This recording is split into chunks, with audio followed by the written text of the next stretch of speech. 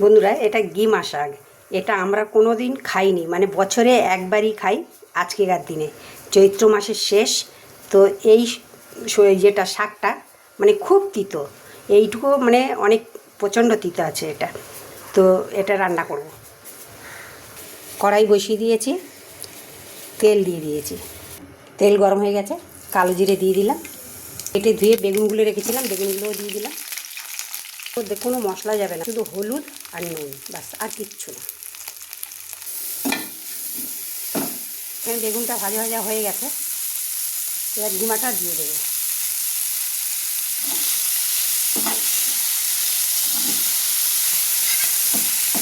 এটা এত তিতো, একটুখানিতে হয়ে যাবে, খুব তিতো হয় এটা। একবার করে খেয়ে দেখবে, এই শাকটা সবসময় পাওয়াই যায় না।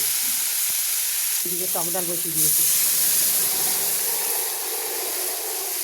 হয়ে গেছে ডিমা শাক ভাজা বেগুন দিয়ে।